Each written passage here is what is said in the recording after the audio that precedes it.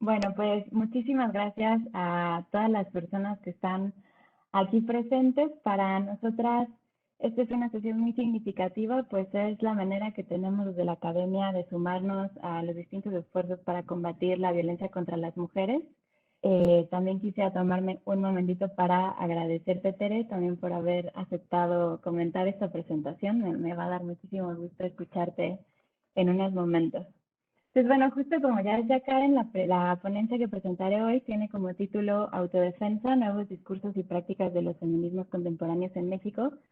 Este análisis es una parte pequeña de una investigación más grande y que aún está en curso sobre las experiencias, los significados y las formas organizativas de grupos de defensa, de autodefensa feminista en la Ciudad de México, que algún día espero que pueda ser como más bien en México, y las muchas y distintas transformaciones subjetivas que viven sus integrantes. Y pues justo lo que les presentaré a continuación nace de un primer interés, pues sí, como un primer interés, un primer paso para comprender el contexto político en el que se insertan estas prácticas de autodefensa. Y que, lo que me llevó a tratar de comprender mejor cómo los nuevos discursos y representaciones de los feminismos contemporáneos. Ay, ¿no se ve mi pantalla? Ahora ya se ve. Ok.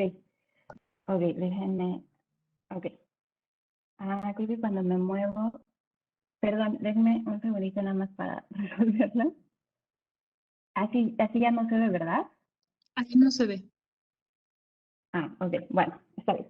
Ahora sí se Entonces, ve. bueno, justo, creo que ya vi lo que estoy haciendo. Decía que pues era necesario entender como los nuevos discursos y representaciones de los feminismos contemporáneos y sobre todo los feminismos de las mujeres más jóvenes, de las nuevas generaciones que están pues luchando contra la violencia de género y que a mí me parece que están ofreciendo otras formas de representar el movimiento, de representarse a sí mismas, y que nos hace falta comprender justamente cuando empezaba a buscar literatura sobre, como para entenderlo, me di cuenta que nos hemos quedado un poco atrás desde la academia en la documentación y el análisis de estos esfuerzos organizativos, sobre todo, bueno, y se ha hecho una muy buena labor, pero es bastante reciente, a partir del año pasado más o menos se ha hecho mucho trabajo en torno a documentar los esfuerzos organizativos de mujeres en espacios universitarios. Pues destaco entre estos trabajos los trabajos de Daniela Cerva, los trabajos de Araceli Mingo, de Lucía Hernández, y que han sido muy importantes y yo creo que van a ser pioneros en esta nueva literatura que está tratando de entender qué es lo que está pasando en el feminismo de hoy. Sin embargo, sí creo que sí ha habido o hace falta seguir documentando estos esfuerzos organizativos que están fuera de las instituciones y sobre todo fuera de las instituciones educativas y más bien voltear otra vez la mirada como a los esfuerzos de base no institucionalizados. Y justo creo que pues no es una falla, ¿no? Pero bueno, esta falta de literatura también está un poco relacionada con una, que desde mi perspectiva hay una narración histórica del feminismo del siglo XXI, en la cual justo esta narración histórica está como sobre representada por la homogeneización y la institucionalización del género, pero que, y aunque por supuesto tiene una razón, por supuesto que son fenómenos que están pasando, pero esta sobrerepresentación lo que hace es que no nos ha permitido pensar y observar otros desarrollos y formas organizativas desde otros lugares que van mucho más allá de la institucionalización. Entonces, bueno, pues justamente como ya muy entrada a la segunda década del siglo XXI, pues sí me parece importante retomar el estudio de los significados y los discursos de estos otros espacios.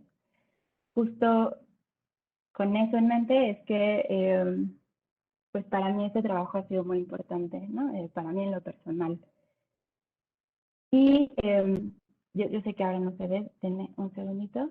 En términos generales, esta investigación, o esto que les voy a presentar, está estructurado, digamos, en torno a dos ejes. Uno es el eje de los discursos y las representaciones, que he construido sobre todo a partir de los discursos y las representaciones que he documentado en 6 marchas y acciones colectivas que se han dado desde 2019 a 2020 en la Ciudad de México, para, no es contrastarlo, pero más bien complementarlo con mi incursión etnográfica en grupos de autodefensa feminista, sobre todo como un trabajo mucho más intensivo con una colectiva de autodefensa feminista, que me permite ver cómo esos discursos y esas representaciones se materializan en las prácticas de la autodefensa feminista. Pues bueno, en ambos ha habido una documentación amplia. En las marchas ha sido de observación participante y un registro fotográfico personal, también un registro fotográfico personal y periodístico de la toma de las facultades y las preparatorias de la UNAM. Y bueno, pues mi propia investigación etnográfica en estos grupos. Perdón, un segundito. Tengo que cambiar de pantalla cada vez. Ok, entonces, bueno, ¿y por qué el análisis de estos discursos en conjunto en complemento con las prácticas de autodefensa feminista? Y esto tiene que ver para mí porque en las marchas todo el tiempo cantamos, bueno, están escritas, las cantamos, las gritamos, todo este tipo de consignas, por ejemplo, el somos malas, podemos ser peores, ante la violencia machista, autodefensa feminista, ármate mujer, defiéndete morra, verga violadora, la licuadora, perdón que no cante, pero es que me da un poco de pena, pero es machete al macho, ¿no? Mata a tu violador, me cuidan mis amigas, ya no hay miedo, solo hay rabia, y que pues las repetimos, las cantamos, e incluso ya se han vuelto de alguna manera hasta lugares comunes en las marchas, y lo que yo me preguntaba es, ¿qué hay detrás de estas consignas? ¿Cuál es el contenido mucho más complejo que hay detrás de estas consignas? Y que justamente, lo que yo propongo es que reflejan un muy importante cambio de discurso y de representaciones de los feminismos contemporáneos, y discursos que encuentro que se materializan en estas prácticas de autodefensa, que incluso cuando yo, no sé si es cuando tienes tan en la cabeza ciertas ideas, ciertos pensamientos, pues cuando yo caminaba por la ciudad también empiezo a encontrar grafitis, stickers, ¿no? Toda una nueva gráfica feminista que no solamente si lo ven, está directamente relacionada con la autodefensa, pero que además pues presentan como nuevas representaciones de las mujeres que luchan, nuevas representaciones incluso de los caminos y los objetivos de las luchas. Y por ahí va esta complementariedad entre el discurso y la práctica. Muy bien, entonces, justo pues la propuesta de estos nuevos discursos tampoco es que los discursos anteriores ya no existan o se estén transformando por completo, pero sí siento que en algunos espacios de los movimientos feministas empiezan a haber unos desplazamientos del discurso, sobre todo algunos desplazamientos discursivos y prácticos asociada a una ruptura de ciertos posicionamientos afectivos referentes a las mujeres mismas y su relación con el Estado. Y entonces justamente el primer desplazamiento que yo encuentro tiene que ver con la búsqueda de la autonomía de la defensa y un alejamiento, digamos, y una crítica a la insuficiencia y negligencia de las instituciones del Estado y sus mecanismos, ¿no? Y entonces, perdónenme por esta foto que es malísima, pero bueno, soy muy mala fotógrafa, era de noche, solo tenía mi celular, ¿no? Pero bueno, lo que me importaba es que acá tengo lo que viene escrito en la fotografía. Esta es una foto afuera de la Facultad de Ciencias Políticas y Sociales en los primeros días de la toma de la facultad. Y que dice, ¿no? Este es el letrero más grande que estaba como a la entrada y que dice, la pregunta no es va a cuidarme, no es quién va a cuidarme, perdón, sino quién va a detenerme. Y entonces, yo lo que encuentro ahí es que hay un desplazamiento subjetivo que cuestiona el binario de género de la feminidad victimizada y no violenta a partir de la subversión de dispositivos corporales y emocionales de género, en donde cuando las mujeres dejan de significarse como vulnerables, también dejan de requerir de una protección externa, como podría ser la del Estado, por ejemplo, ¿no? Y entonces justo como que este desplazamiento nos aleja de discursos previos de los movimientos feministas que tienden más hacia la exigencia de derechos, hacia el diálogo con el Estado para la exigencia de derechos, en la búsqueda de una noción de autonomía que simbra para mí todos los bueno, de cierta manera todavía lo estoy pensando y yo creo que lo estamos pensando en colectivo, pero simbra las nociones de lo que es la justicia, de lo que es la violencia, de lo que es el Estado o la relación con el Estado, entre otras cosas.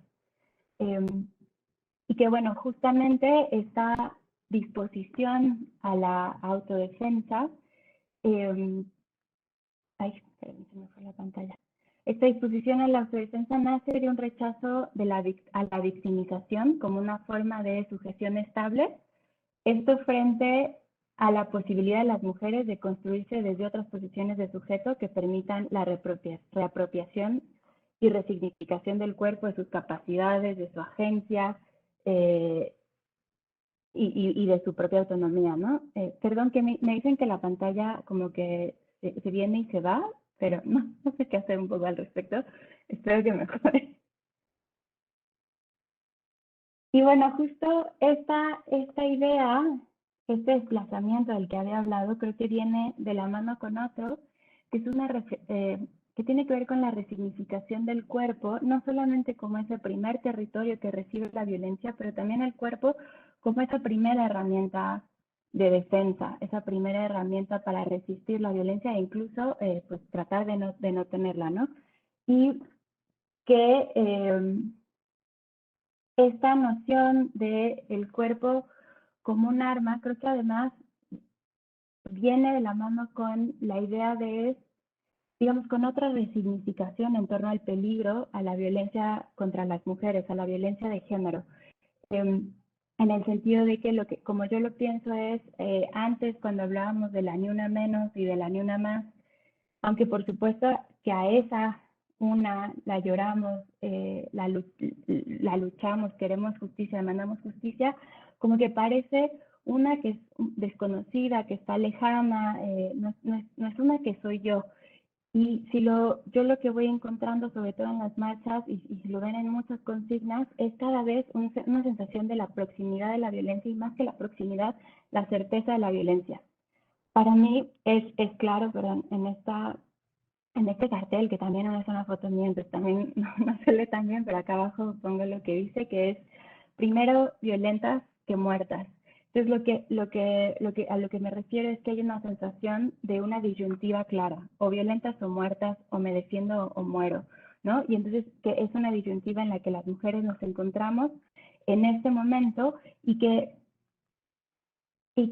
plantea, digamos, la inminencia de defender la vida mediante estrategias que ya no dependen de que un otro la proteja, sino de la propia potencia recién apropiada del cuerpo de las mujeres. Y que es una idea, perdón, que también encuentro, por ejemplo, son unas palabras que a mí me gustan mucho y que me gustaría leérselas. En el segundo encuentro internacional de mujeres que luchan, organizado por las mujeres del STLN en diciembre de 2019, la comandante Amanda inauguraba este evento que estaba organizado alrededor de la idea de la violencia y decía estas palabras. Perdón, tengo que quitar sus caritas. Okay, ya. Tenemos que defendernos, autodefendernos como individuas y como mujeres. Y sobre todo tenemos que defendernos organizadas, apoyarnos todas, protegernos todas, defendernos todas y tenemos que empezar ya. Nuestro deber como mujeres que somos que luchan es protegernos y defendernos. Y más si la mujer es una niñita apenas. La tenemos que proteger y defender con todo lo que tengamos. Y si ya no tenemos nada, pues con palos y piedras.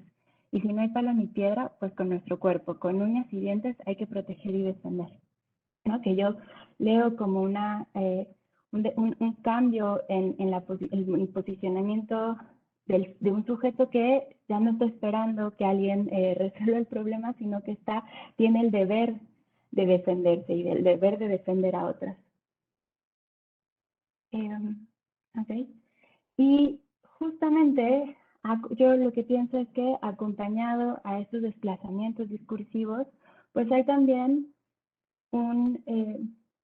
una subversión de las políticas afectivas y de control y de ciertos controles emocionales del género que acompañan estas transformaciones. Y creo que la más importante, o la que por ahora encuentro más importante, es el rechazo del miedo a través de una acogida colectiva de la rabia.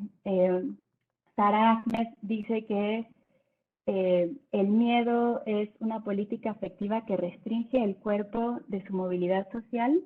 Sin embargo, pensar el miedo como cualquier otra emoción desde una perspectiva sociocultural, pues requiere que la entendamos de manera contextual, relativa y cultural, ¿no? Y entonces lo que yo pretendo es que también entendamos que este miedo, o sea, para entender cómo se desplaza este miedo y cómo se utiliza la rabia para desplazarlo, necesitamos comprender las especificidades del miedo. Este miedo no es cualquier miedo, no es el miedo que tiene cualquiera, la inseguridad. Es un miedo muy, muy específico a la violencia de género y es un miedo que todo el tiempo está reproduciendo unas relaciones de poder muy particulares y que en el cual las mujeres son socializadas para sentirse indefensas, sentirse vulnerables, ser sujetos del miedo y que paradójicamente se construye también que su salvaguarda está en esos mismos que son objetos del miedo, ¿no? Entonces nos encontramos como en un laberinto sin salida.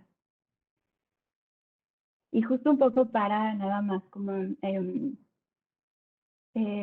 poner un ejemplo de cómo entiendo este miedo que es específico a la violencia de género, les presento aquí un testimonio de Lirio, una practicante de defensa personal para mujeres, no de autodefensa feminista, ella está en un grupo de defensa personal para mujeres, y que es muy parecido a otros testimonios que he tenido el placer de escuchar pues en estos espacios de entrevista que he hecho con practicantes de autodefensa feminista.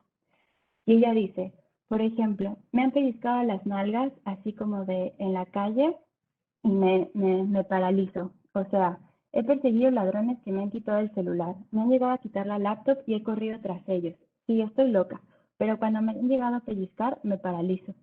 No sé, cuando me han pellizcado, sí es como un nivel de miedo como muy grave, que a mí me parece muy fuerte, ¿no? Ella una y otra vez me cuenta estas historias de cómo persigue atacantes, los jalonea, se jalonea el celular, pero cuando la tocan, ella no puede superar el miedo que esto le genera y que la paraliza.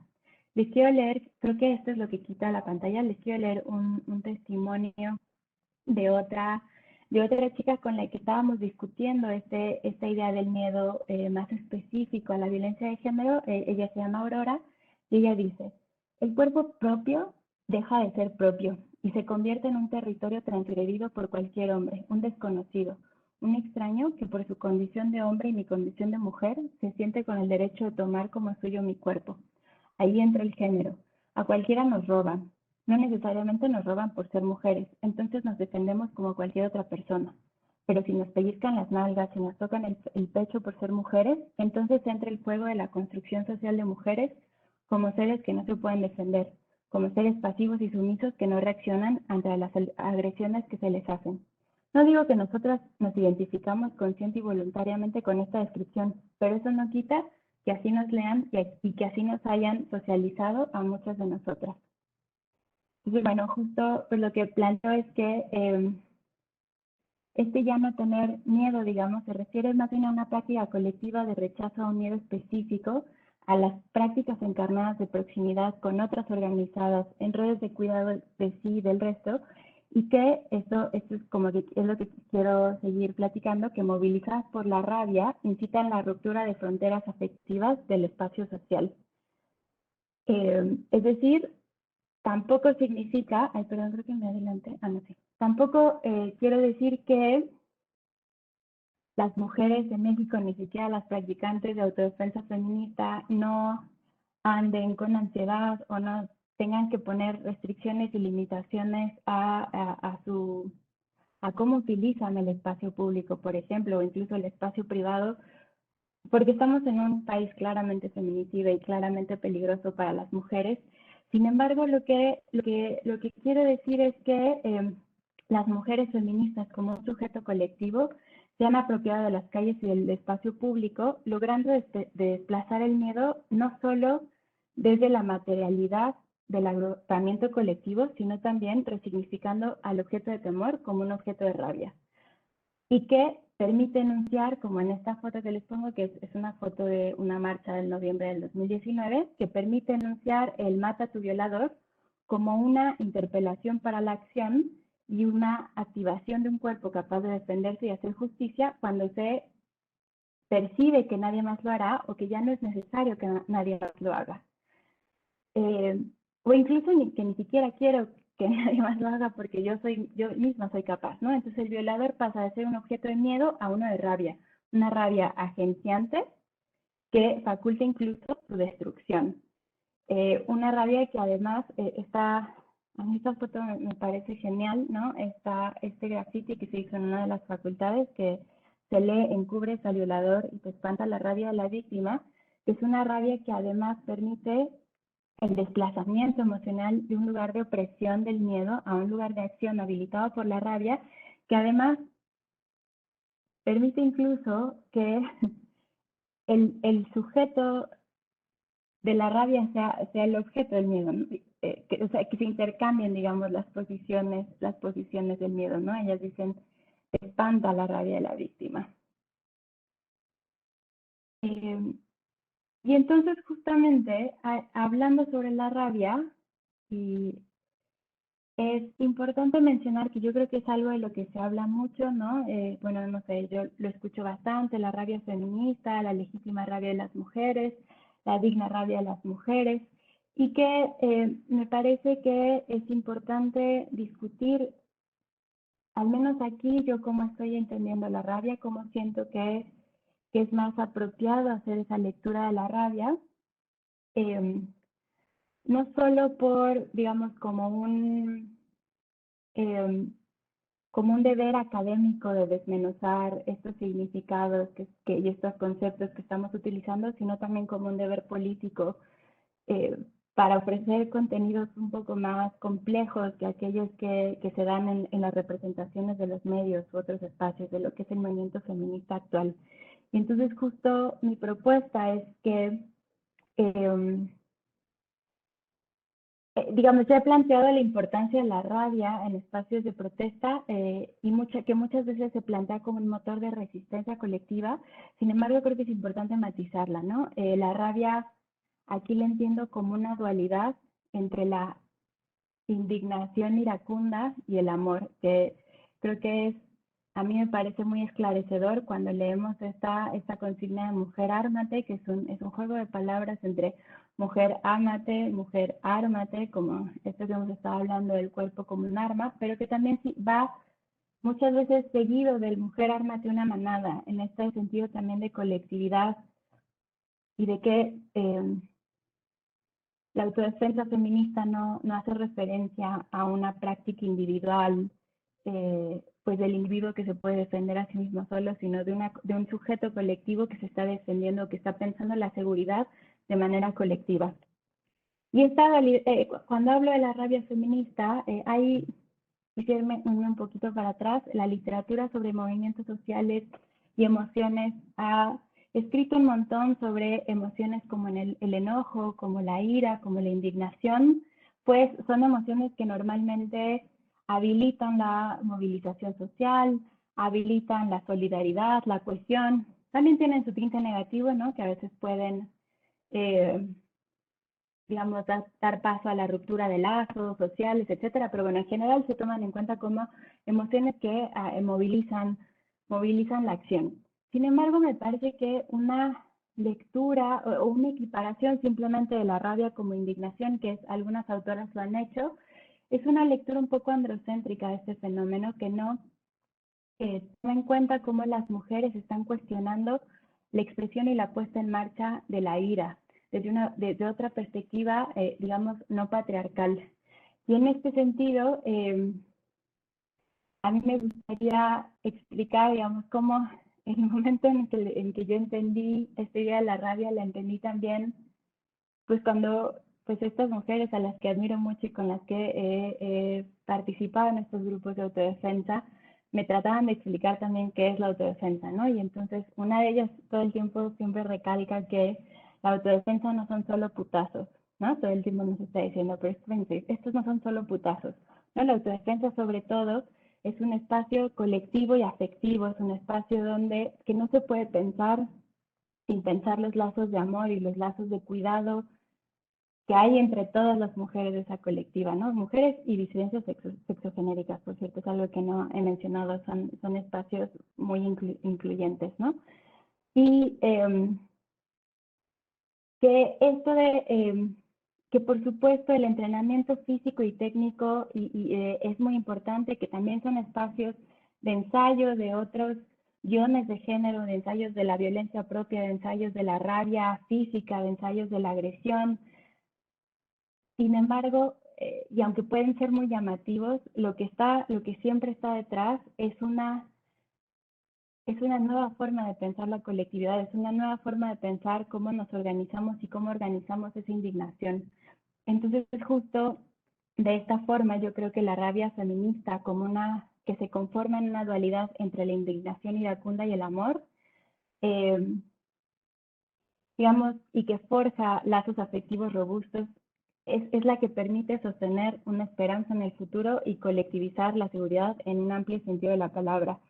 Eh, Creo que es justamente esta perspectiva del amor, esta inclusión de la indignación y el amor, permite una gestión emocional colectiva que justo permite transformar el miedo y la frustración en rabia, pero en una rabia que no solo destruye, sino que también construye a través del amor y que se mantiene en consignas como, y formas de organizarse, porque no son solo consignas, también son prácticas de cómo me cuidan mis amigas, ¿no? Y que bueno, ya lo hice una vez más, yo lo veo muy materializado en esta consigna de mujer ármate, y que creo que es como el fundamento de la revolución afectiva de la autodefensa feminista y que está como el contenido de esos nuevos discursos y esas nuevas representaciones que vemos de manera un poco más diluida en las manifestaciones en espacios públicos como las que, pues como hace 2 días, ¿no? Como el 8 de marzo o como otras manifestaciones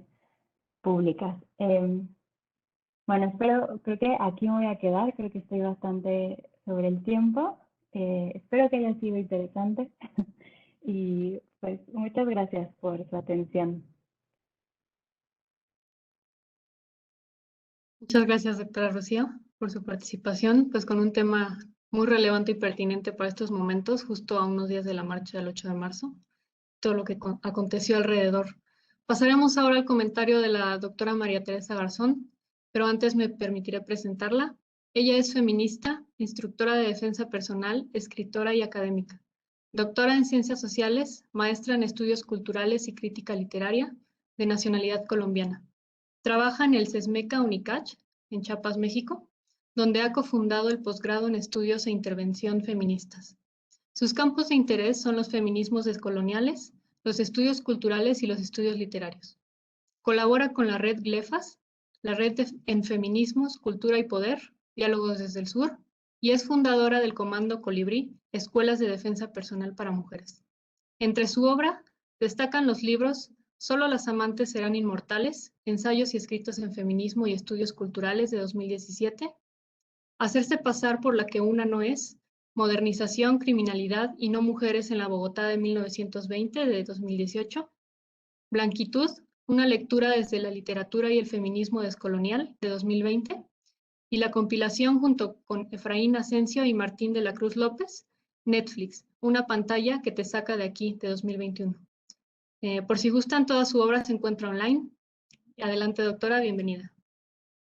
Hola, bueno, en principio muchas gracias a Rocío, a Karen también por la invitación, por la presentación.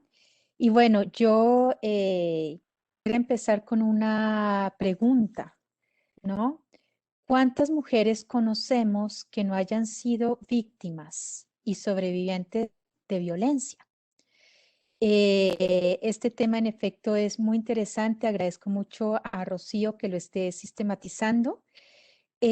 Yo pensaría que las mujeres siempre nos hemos defendido o desde hace muchísimo tiempo, tanto individual como colectivamente.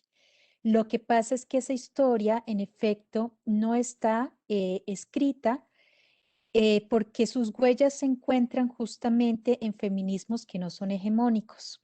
Yo sí creo que el feminismo blanco, hegemónico, o lo que denominamos en este momento de esta manera, pues ha creado también una representación de una mujer débil, víctima, que luego se vuelve una mujer fuerte o empoderada, pero no necesariamente esto funciona para todas nosotras. En ese sentido, creo yo que valdría la pena checar un poco las propuestas y las genealogías de los feminismos autónomos en este territorio justamente, de los feminismos lésbicos y los feminismos descoloniales. Desde la autonomía siempre nos planteamos justamente una distancia con las instituciones patriarcales y coloniales. En primera instancia, el Estado, ¿no? Desde el feminismo lésbico, por ejemplo, hace muchos años salió esta consigna de somos malas y podemos ser peores.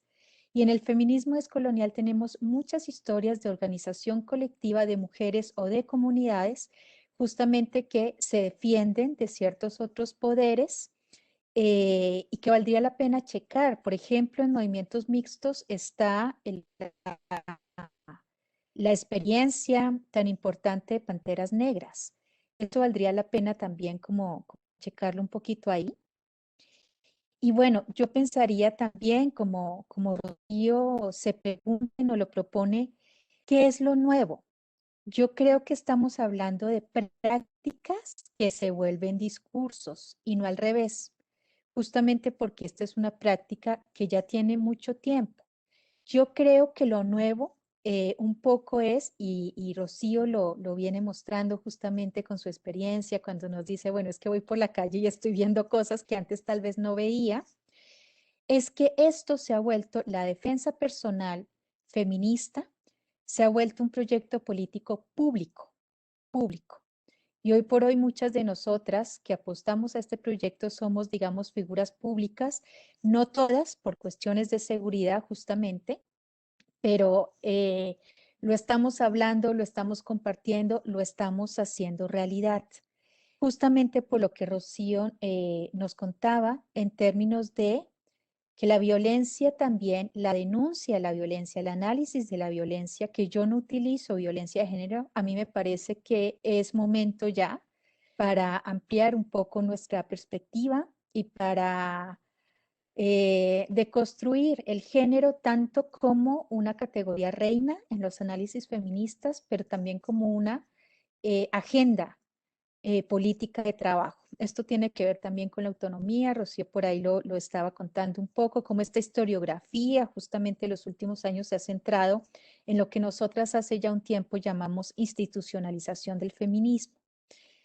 Sin embargo, bueno, les decía, la denuncia de la violencia, el análisis de la violencia contra las mujeres, de la violencia feminicida, que es básicamente la que a nosotras nos compete, y solamente es una cuestión física, nos ha permitido justamente reconocernos como potenciales víctimas o como víctimas.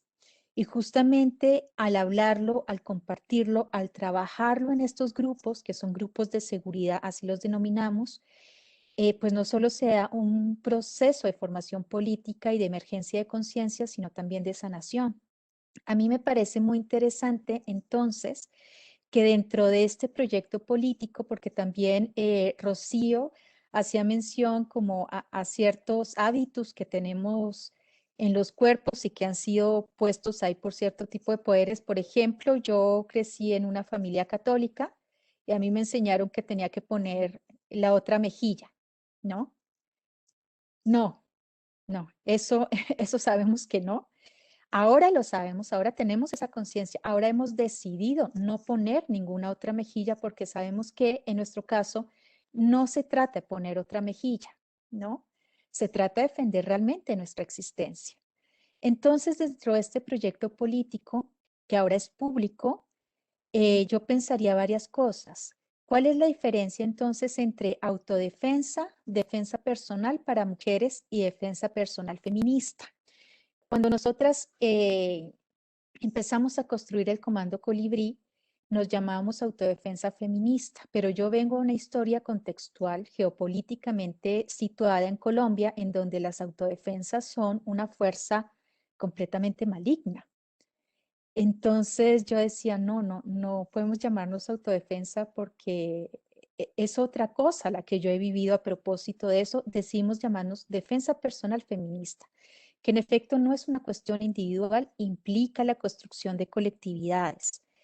Eh, También que en efecto no es una cuestión únicamente física, y yo creo que ahí se puede llenar de contenido que es esta defensa personal feminista, sino que es un proceso físico, mental y espiritual en el cual la experiencia, digamos, de la violencia y de la defensa personal nos permiten también acceder a un proceso de sanación y a una conciencia política que se vuelve una conciencia de transformación. Entonces, digamos, en este marco, yo quisiera como plantear algunas preguntas y cuestiones para Rocío. La primera, como les dije, es, bueno, es importante ir más allá del género y hacer articulación con fuentes de nuestro territorio, porque aquí hay historias ya escritas que debemos conocer y que no necesariamente la experiencia de la violencia, digamos, es similar en una mujer blanca que en una mujer racializada como negra o como indígena, por ejemplo, ¿no?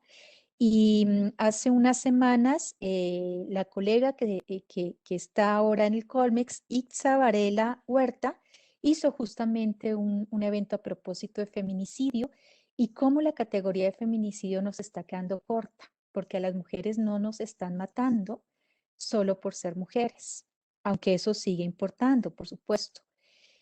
La categorización de violencia de género.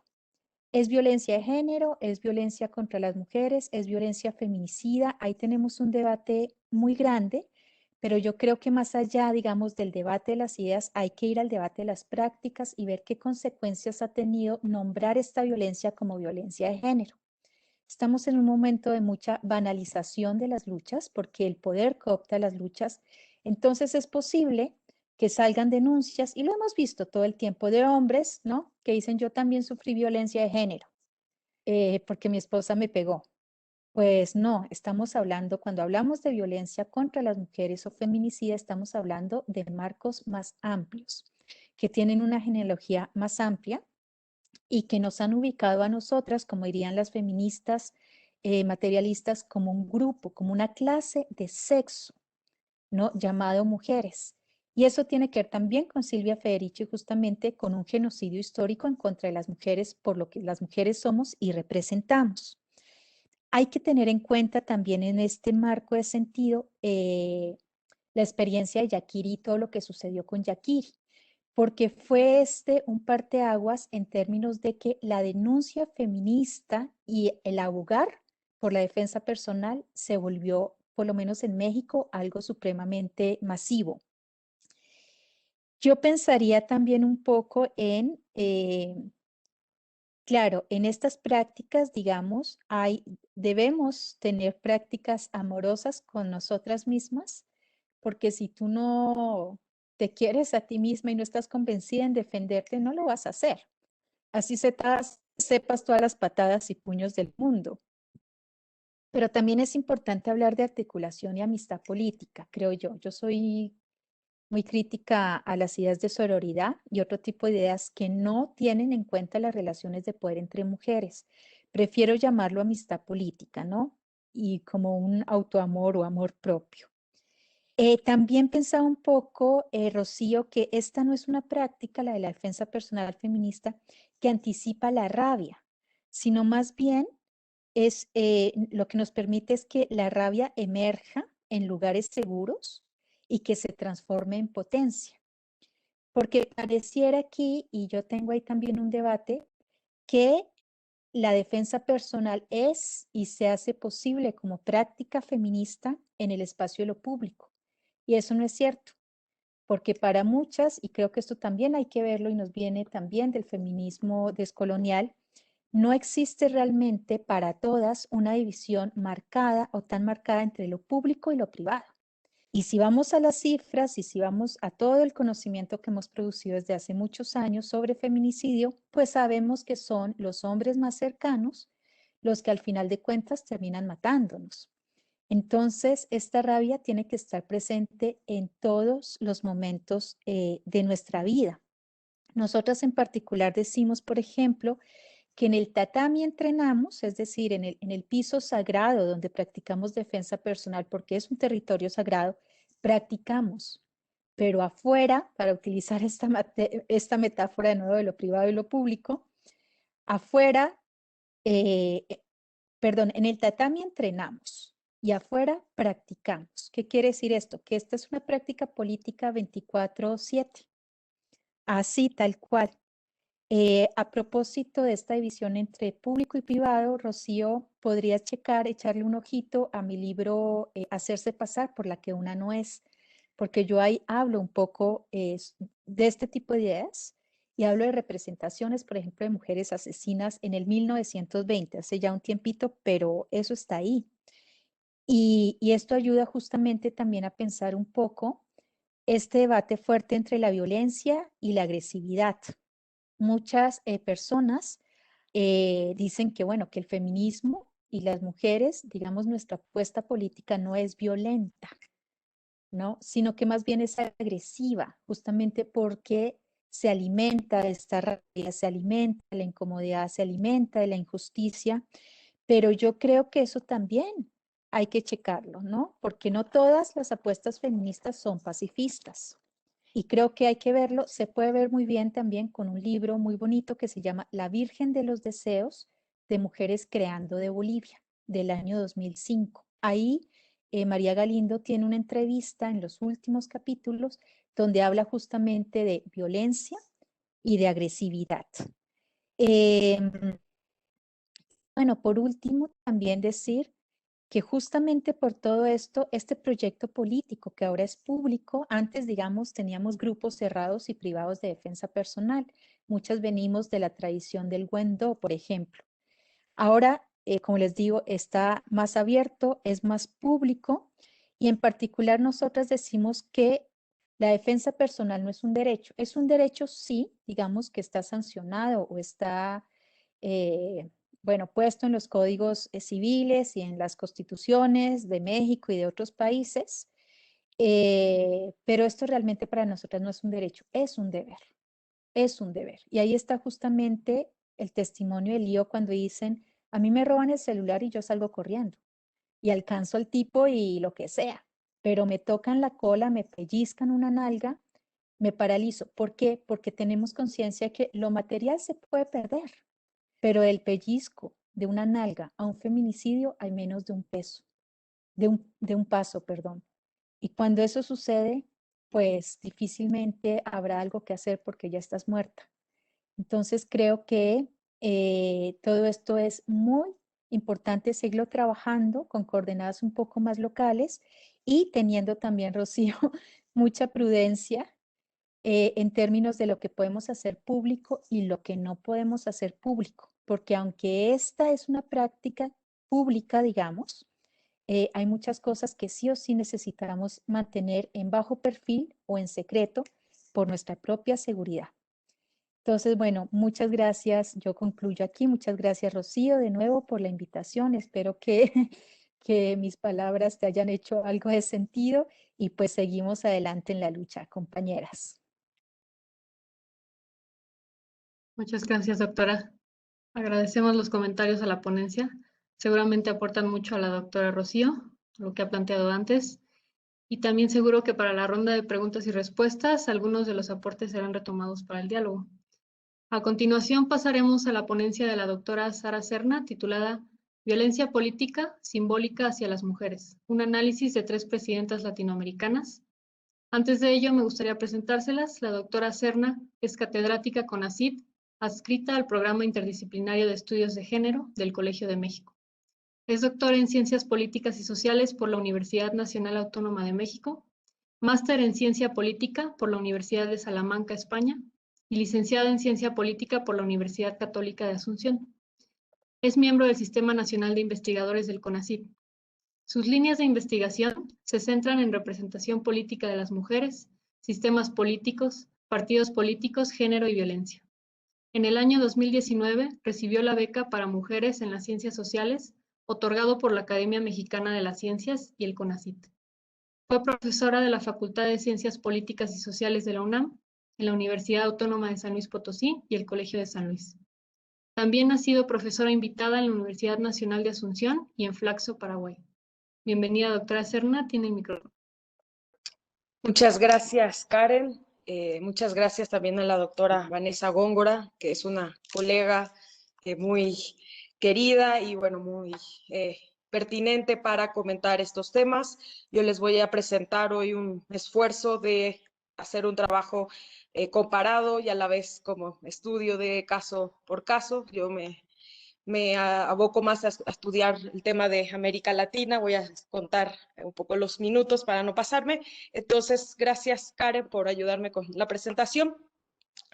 Los tres casos que vamos a ver, si quieres a la siguiente, por favor, son los de, por orden de presidencia, son los casos de Michelle Bachelet en Chile, Cristina Fernández en Argentina y Dilma Rousseff en el Brasil. Adelante.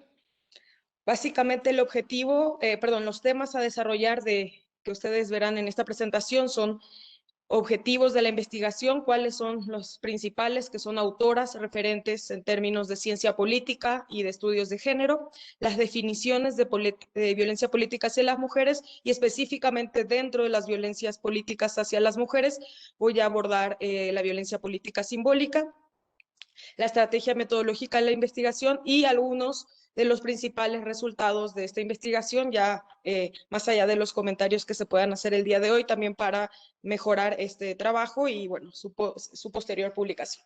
Muchas gracias. Pasamos al siguiente. ¿Cuál es el objetivo?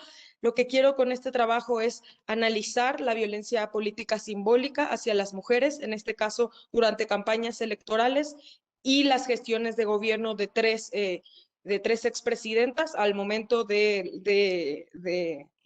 digamos, de alguna manera de que coincidieron estas presidentas, también coincidieron con Laura Chinchilla en Costa Rica, eran 4 de 10 presidentas que según los registros de Halal Say y Kroc, entre 1960 y 2010 eran solo 10 mujeres que habían llegado a la máxima instancia de poder, en este caso el Ejecutivo, en América Latina.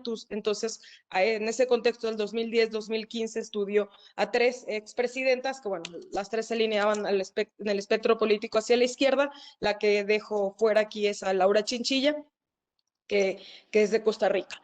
Y de alguna manera lo que busco con esta investigación es mostrar cómo influyen estereotipos de género en la política latinoamericana durante las campañas electorales, cómo fueron tratadas en medios de comunicación, cómo fueron tratadas sus figuras políticas, pero también, digamos, durante sus gestiones y todo a partir de un análisis con perspectiva de género para observar qué tipo de manifestaciones de violencia política simbólica se dieron hacia estos liderazgos. Adelante. Las principales referentes teóricas, de alguna manera, para el tema de cómo se ven a las mujeres, cuáles son los estereotipos de género, todo eso llevado del mundo de lo privado, de lo femenino, al campo de la política. Pues aquí la pionera, una de las pioneras en este ámbito desde la antropología y la sociología ha sido Fernández Poncela.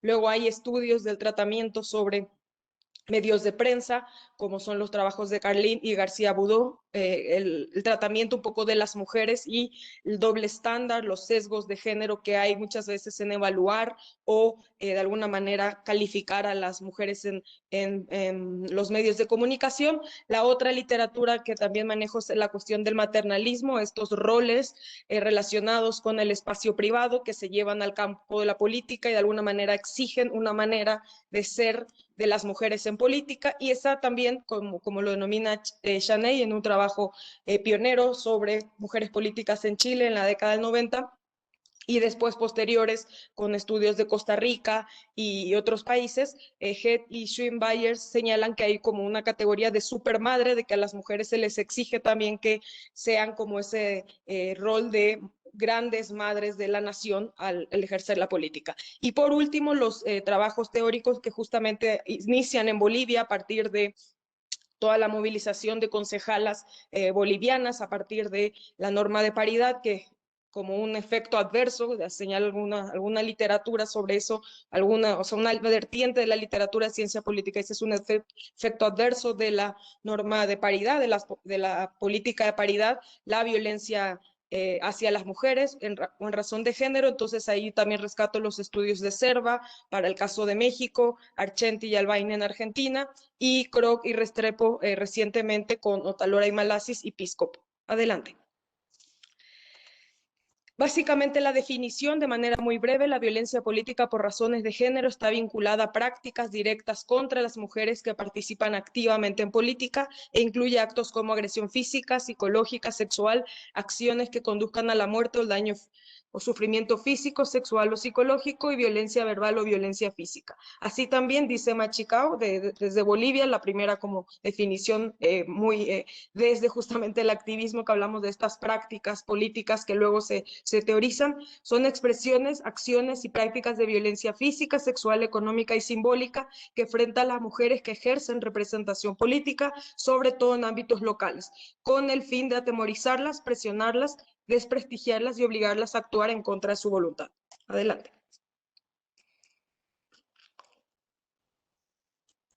Algunos de los tipos así muy generales, yo solamente voy a tocar la última, es violencia física, que es de alguna manera la más como observable, de alguna manera la que se denuncia en los espacios, en este caso en México, como las instancias electorales y las fiscalías, en este caso de delitos electorales, la violencia sexual, la violencia psicológica, la violencia económica, que también aquí pensemos que se puede ejercer desde la precandidatura hasta el ejercicio del poder de estas mujeres, y la violencia simbólica, que ahora les explico específicamente a qué nos referimos.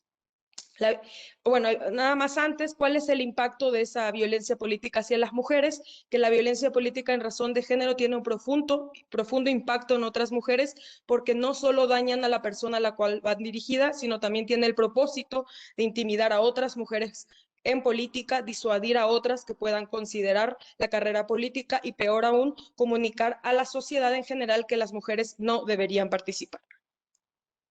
Adelante. La definición: la violencia política opera en el nivel de las representaciones y busca anular o borrar la presencia de las mujeres en las oficinas públicas o el ámbito de la política. Tiene sus antecedentes básicamente en la propuesta teórica de Bourdieu sobre violencia simbólica, y en este sentido, cuando hablamos específicamente de lo que hace referencia, son las formas enclavadas en una cultura y que son particularmente poderosas porque se ven y se sienten correctas, y muchas veces las personas que enfrentan este tipo de violencia pueden ser cómplices sin quererlo, en lugar de verlos como una estrategia de dominación. Eso nos dice Galtung. Adelante.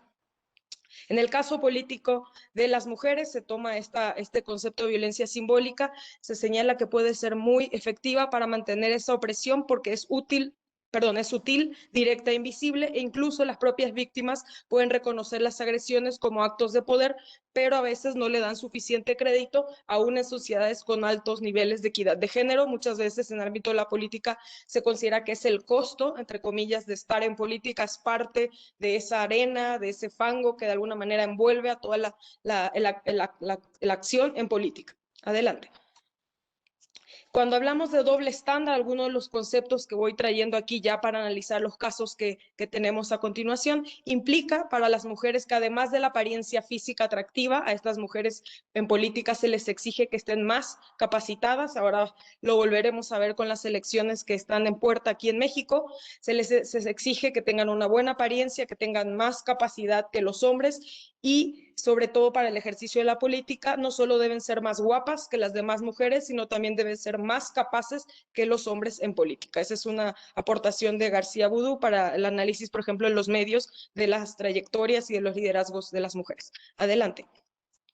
Cuando hablamos de estereotipos de género en política, aquellas diferenciaciones que se hacen, caracterizaciones diferenciales que junto con las imágenes, las opiniones y las valoraciones hacia los géneros son el resultado de la observación y experiencia de manera simplificada desde la percepción que de alguna manera se forma a partir de una tradición sociohistórica, espacial y cultural, pero inevitablemente contiene sesgos negativos, especialmente hacia las mujeres y el género femenino. Aquí el caso ejemplar de dos mujeres en otros contextos, la década del 50 y la década del 70 en América Latina había sido, por ejemplo, la figura de Eva Perón en la Argentina, asociada con la gran madre de la nación argentina, o la figura conciliadora, por ejemplo, de Violeta Chamorro, también en Nicaragua en la década del 70. Adelante. La estrategia metodológica, ya para ir a los resultados, es una investigación de corte cualitativo, descriptivo. Se utiliza la técnica de revisión documental de noticias periodísticas de medios digitales para buscar información relacionada con la influencia de los estereotipos de género durante las campañas y gestiones de gobierno de Bachelet, Rousseff y Cristina Fernández. Se han revisado más de 60 noticias periodísticas y se crea una base de datos en las cuales se va determinando el tipo de violencia enfrentada, también un poco las características, si ha sido una violencia ejercida por los medios de comunicación, por periodistas o por, en este caso, ciudadanos, por ejemplo, en opiniones respecto a sus personas. Adelante. Ya los principales hallazgos, creo que me quedan unos pocos minutos, ya los principales hallazgos, adelante. A nivel comparado, ¿qué encontramos de semejanzas entre las tres expresidentas? Son casos emblemáticos de disrupción en los paradigmas para las mujeres en política porque han transgredido a lo largo de sus carreras. Aquí yo señalo algo súper importante, que las tres son mujeres que enfrentaron a tres contextos en su juventud, iniciaron más o menos entre los 18 y 20 y pocos años, 23 años, las tres militancias en movimientos políticos de izquierda. En el caso de Dilma Rousseff, en la década del 60, con una organización revolucionaria marxista política de carácter sindical. En el caso de Michelle Bachelet, en la década del 70, igual que en el caso de Cristina Fernández.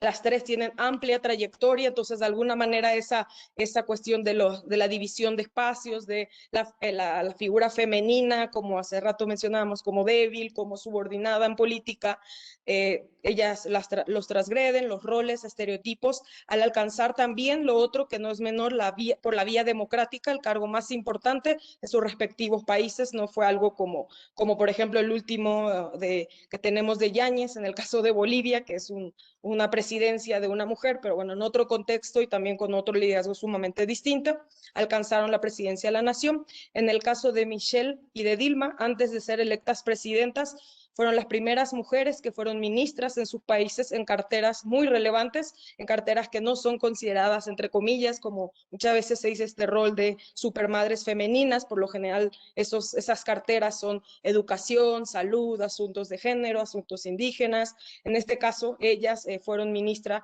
en el caso de el caso de Michelle Bachelet, de Defensa en el año 2000, y en el caso de Dilma, ministra de Minas y Energías en el año 2005, lo cual hace también un corte con respecto a esos liderazgos considerados femeninos en espacios considerados más ad hoc al feminismo. Al femenino. Y también las tres expresidentas a lo largo de sus trayectorias desafiaron lo que tiene que ver con ser femeninas en política, lo cual implica una apariencia física atractiva junto al ejercicio de valores considerados femeninos, entre comillas, como el carisma, la sumisión, la simpatía, la conciliación, la generosidad, la cordialidad o la bondad.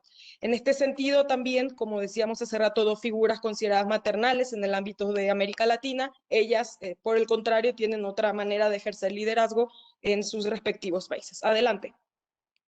¿Cuáles, digamos, algunas de ya entrando en los tres casos para ir cerrando esta intervención?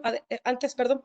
Sí, ahí está perfecto. En el caso hablando de la apariencia física, de alguna manera la propia Bachelet, ella en alguna entrevista logra hacer como un humor negro de su propia campaña. Ella decía, me nombraron la gorda de las elecciones en la primera vuelta en el año 2005, fue considerada también una candidata sin atributos, como una candidata que era más bien una pediatra con carisma, o tal vez una mujer simpática de 60 años, quien frecuentemente era vista con una sonrisa en la boca y que sus rivales políticos decían que era difícil enfrentarse a una elección con una pediatra de 62 años. Por otro lado, pasamos a la siguiente, ya en la segunda vuelta de su su mandato. En el caso de Chile no hay reelección inmediata, se alternó con otro gobernante, pues uno de los mítines de campaña, un estudiante universitario en el contexto de las marchas que hubo allá por la cuestión universitaria, por los derechos universitarios, la marcha considerada de los pingüinos. En el caso de un estudiante, se acerca a Michelle Bachelet y le escupe en la cara, es el momento que vemos en la fotografía, lo cual no había pasado con ningún político chileno en toda la historia de su democracia. Este fue el primer y único caso de violencia física a una mujer, en este caso a una política, pero mujer en el caso chileno, que es considerado también uno de los espacios de democracia como más, entre comillas, tranquilos con respecto a otros países de América Latina. Adelante, por favor. Durante su gobierno tuvieron un acto digamos, de presentación de un Te Deum en un evento donde estaba tanto ella como gobernante y su principal, digamos, contendiente en la política chilena, que fue Sebastián Piñera, y el público que asistía ahí afuera al evento, pues en este caso la trataron de asesina, de vergüenza nacional, porque en el segundo mandato realizó propuestas, en el primero, digamos, no se dio el contexto, más bien ella junto con las otras dos tuvieron un perfil más afín a derechos humanos que específicamente a políticas relacionadas con el género. También hay que comprender el contexto conservador de sus presidencias, mayoritariamente varones también en los congresos, y bueno, un contexto de carácter conservador en la política, y por impulsar propuestas de interrupción al embarazo, la legalización del matrimonio igualitario, fue tratada como asesina y vergüenza nacional, mientras que el expresidente Sebastián Piñera fue aplaudido por el público asistente. En este caso, el caso Bachelet es un ejemplo de cómo la violencia puede ser de varios tipos: físico, psicológico o mediático. Adelante.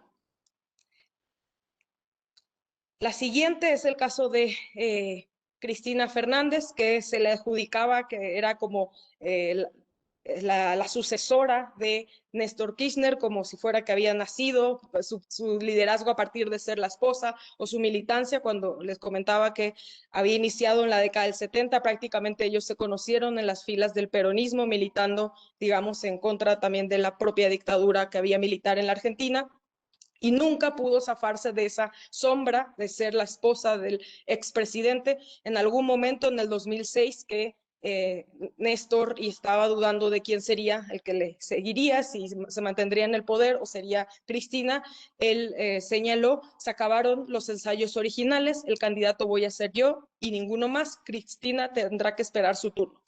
Y en también otro caso de violencia simbólica para el caso de Cristina, uno de los periodistas como muy polémicos y que en algún momento fue muy afín a los gobiernos, en este caso de izquierda, y luego ya se fue al otro extremo del espectro ideológico, Jorge Lanata, señala, o textual: ojalá la historia sobre la figura de Cristina la juzgue como la mierda que fue. Hace muchos años que estoy en los medios y cuando digo algo es porque quiero decirlo.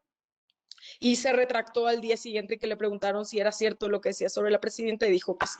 Pasamos al último caso, por favor. El caso de Dilma Rousseff, que la llamaron durante el juicio político Dilmiña, y bueno, también venía eso desde la campaña, que de alguna manera la veían como también la sombra de Lula da Silva, de ese liderazgo tan fuerte que construyó Lula da Silva. Habían dicho en su campaña electoral que no tenía experiencia electoral. Recuerden que Lula había sido 3 veces candidato hasta que la tercera ganó, la tercera vuelta que se presentó, perdón, en la tercera vez que se presentó. Entonces, a diferencia de Lula, decían que no tenía trayectoria, en este caso electoral. También decían que tenía un carácter adusto, maneras rudas de hacer la política, en todo esto que se considera como maneras femeninas en contrapartida de hacer política, muy poco brillo al lado del, comparándolo, como lo hacían con un sesgo de género, del el carisma de Lula, y poca capacidad en la respuesta en los debates. La primera nota, por ejemplo, sobre su campaña cuando se lanzó, decía: Dilma, una candidata improvisada a las puertas de la presidencia del Brasil. Recuerdan ustedes que les mencioné que ella en la década del 60 comenzó su militancia. De hecho, estuvo también junto con Michelle Bachelet, fueron las dos expresidentas que estuvieron presas, torturadas, y en el caso de Dilma estuvo 2 años en prisión por el tribunal militar que la envió a la cárcel. Adelante. Ya la última parte lo señalaban también que era una candidata guerrillera de pasado oscuro, perdón. El propio Lula llegó a señalar, no sabe lo que es discutir con esta mujer, y después se retractaba diciendo, bueno, en realidad tenemos que acabar con los prejuicios en la política y en la sociedad brasileñas y apostar por su candidatura. Y entre las principales cuestiones que le criticaban a ella era estar bajo la tutela de Lula, tener un carácter duro que rayaba en la antipatía, tener un pasado oscuro ligado a la guerrilla y contar con poco brillo o carisma para la arena política.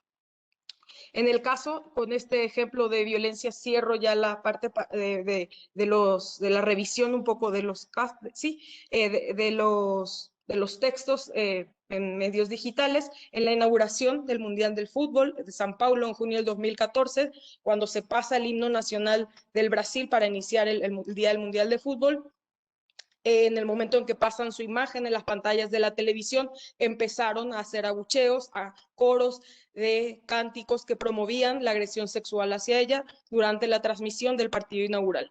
Y también durante el propio juicio político, donde se apelaron a muchos adjetivos calificativos de carácter sexista, la propia Dilma analiza y de alguna manera evalúa su caso como salida por juicio político en Brasil. Hay actitudes conmigo que no tendría nunca con un presidente hombre. Para cerrar, por favor, adelante. Las conclusiones en general, las trayectorias y liderazgos de Bachelet, Fernández y Rousseff han desafiado roles tradicionales de género al ocupar la primera magistratura de sus respectivos países y al ser nombradas en carteras consideradas masculinas por la literatura. Las tres se enfrentaron a un doble estándar a lo largo de sus carreras políticas y las expresidentas afrontaron diversos tipos de violencia por ser mujeres. ¿Pasamos? Los tres casos analizados muestran la diversidad de actos que pueden enmascarar este tipo de violencia, porque más allá de las agresiones, la violencia es un mensaje no solo para las víctimas, sino para toda la población femenina, y también se extrae la idea que es como los crímenes de odio, que cuando lo realizan hacia una persona, en realidad están apelando a hacer un mensaje para el resto de esa comunidad, en especial para aquellas mujeres interesadas en la política con intenciones de incursionar en ella, porque este tipo de violencia busca amedrentarlas para no inmiscuirse en un terreno que es masculino por excelencia y que la política es el mensaje que se envía, no es un ámbito amable para las mujeres. Adelante. Finalmente, de alguna manera, un castigo ejemplar para estas mujeres que han transgredido los roles de género, estas tres expresidentas que emprenden una carrera política y pugnan por un cargo y llegan a puestos de relevancia como presidenta de sus países, reiterándolas de alguna manera con este mensaje de violencia simbólica en diferentes espacios, que ese lugar no les ha pertenecido y que el precio, o sea, que no les pertenece, perdón, y que el precio de la política es el de la violencia. En este sentido, yo quiero cerrar con esta idea.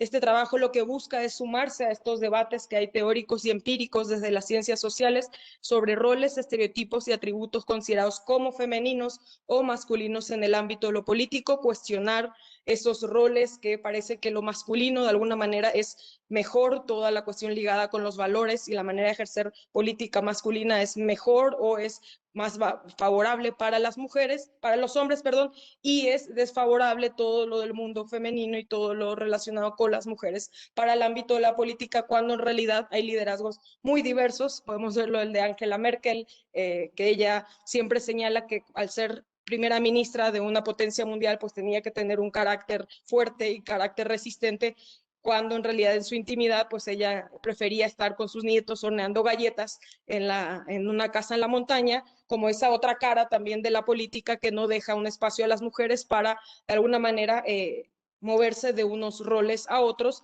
más allá de los estereotipos de género. Cierro por aquí, muchas gracias.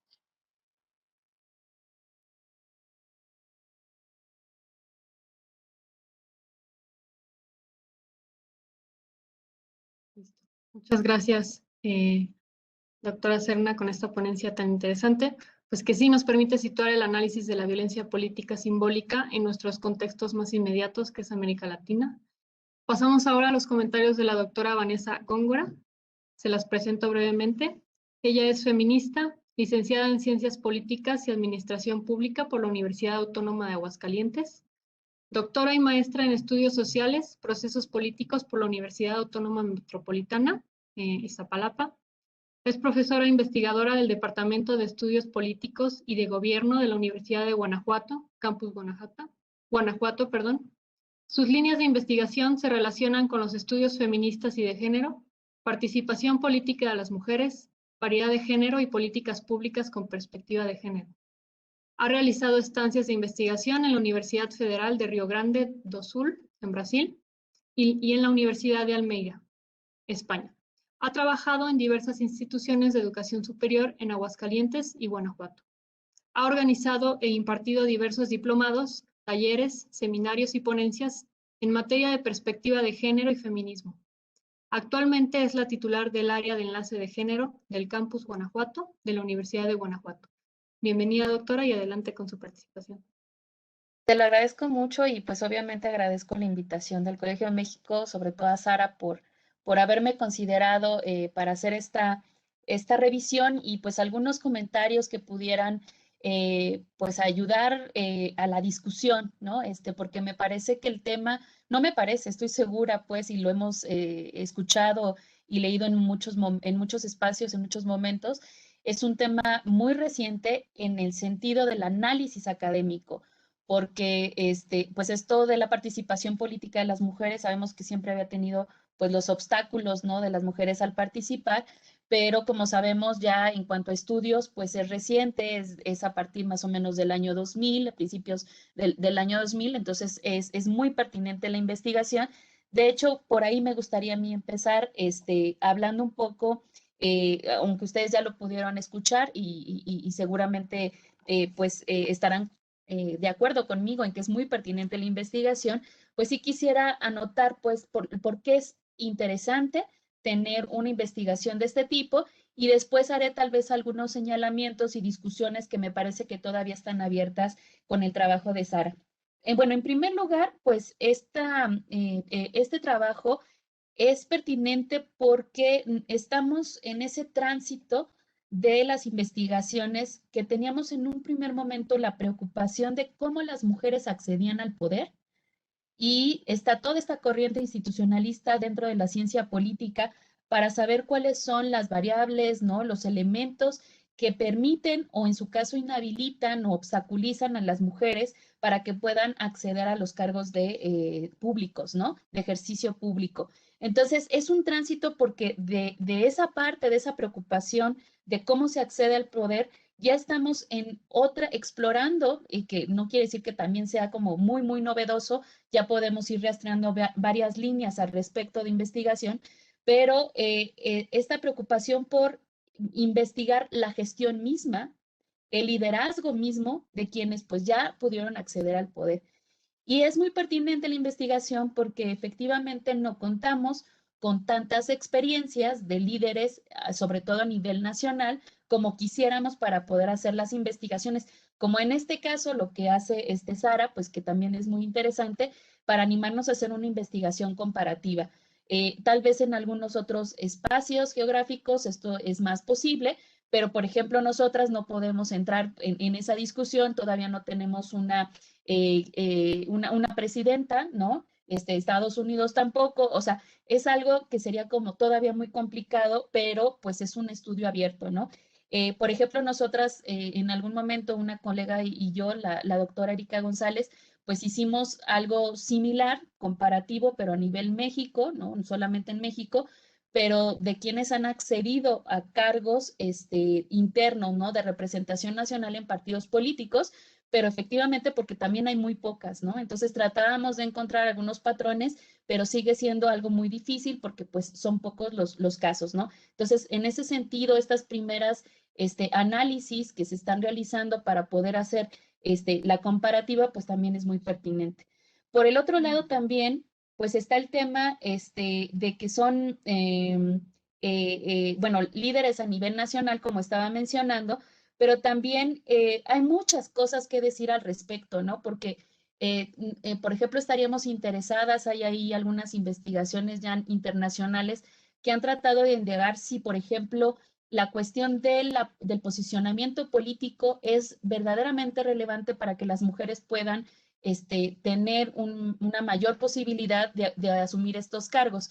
Pero en el caso del estudio de Sara, pues sería si esta relación con sus partidos políticos también es interesante para analizarse, ¿no? O sea, si tienen un apoyo de sus partidos políticos, si el partido político no ejerce, en este caso, violencia con sus propias militantes, en el caso de ellas, o cómo, por ejemplo, la respaldan cuando surgen estas crisis o estos casos como los que menciona la investigación de Sara. Eso también es muy, muy interesante.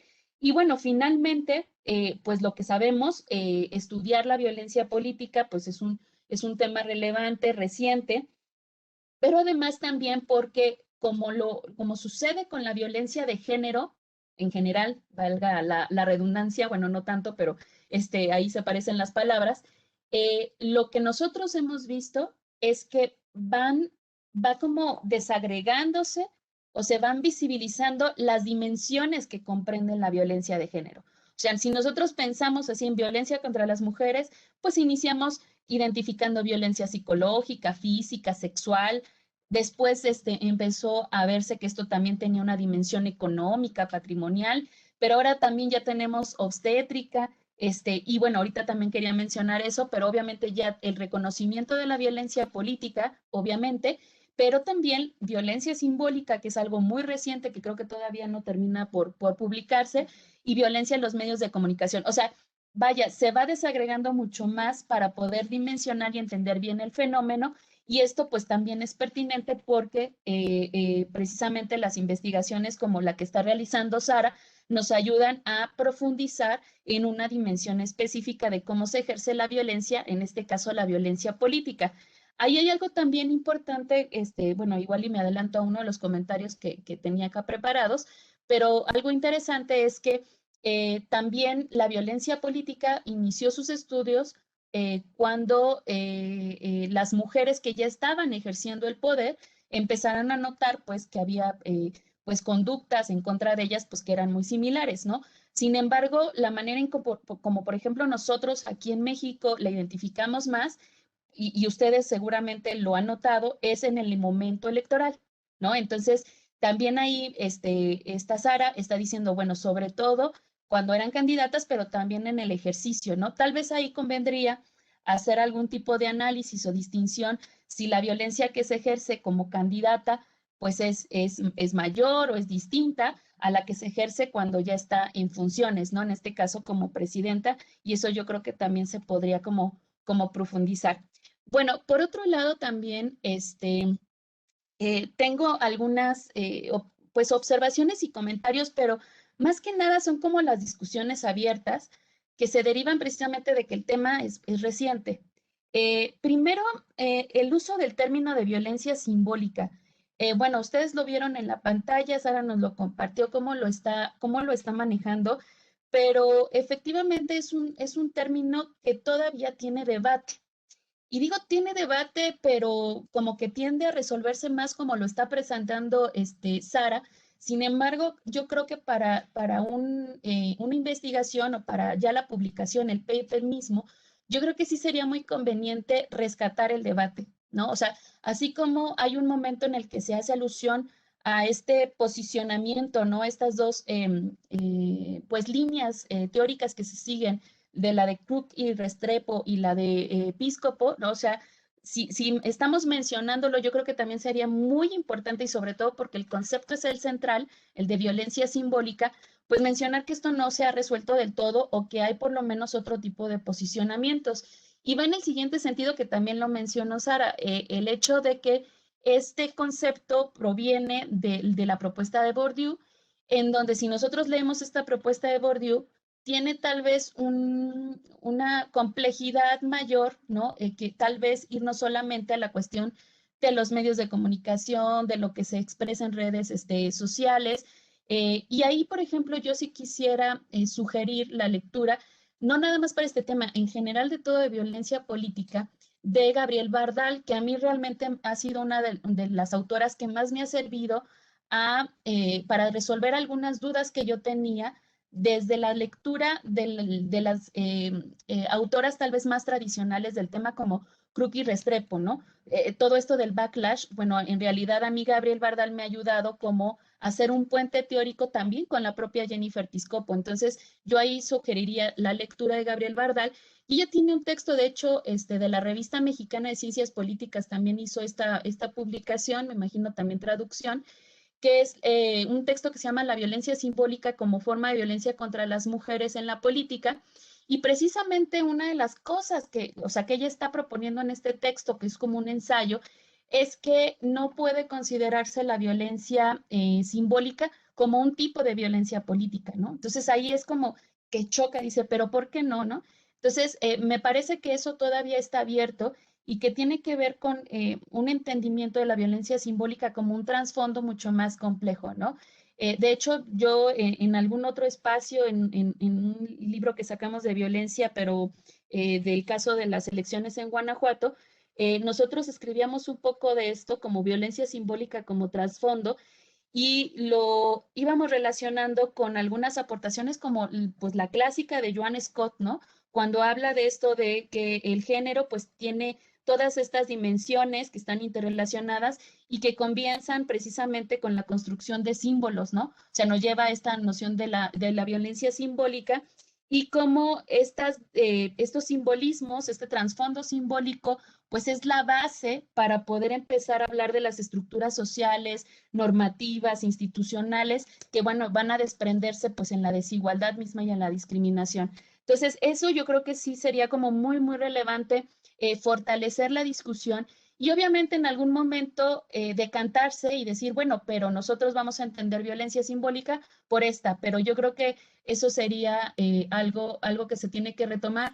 Simplemente, por ejemplo, aquí mi compañera que está también escuchando, me pasaba una de las noticias de InMujeres y cómo definen, cómo se piensa que se va a definir la violencia simbólica en la Ley General de Acceso, y dice relativo a concursos, certámenes, elecciones, competencias y cualquier otro tipo de eventos que promuevan estereotipos de género y que evalúan de forma integral o parcial la apariencia física de mujeres, niñas y adolescentes. Entonces, si nos damos cuenta, pues es como muy, muy diferente, ¿no? El posicionamiento, y yo creo que pues entonces es relevante retomarlo.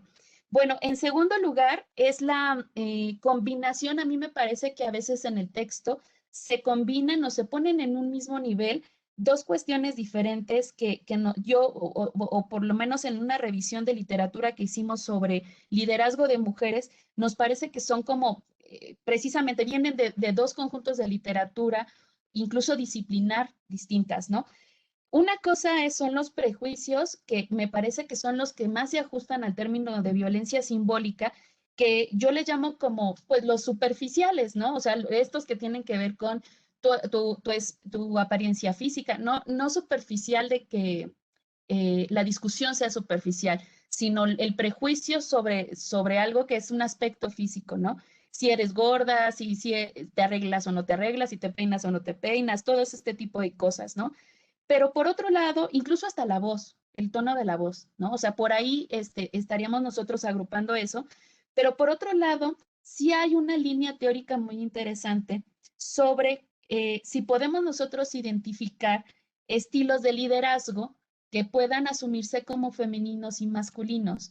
Y ahí, por ejemplo, yo tengo una autora que me gusta mucho que se llama Isabel Cuadrado. De hecho, la estancia que hice en Almería fue con ella. Ella es psicóloga, pero los estudios que hace son precisamente sobre eso, ¿no? Sobre si se pueden identificar estilos de liderazgo.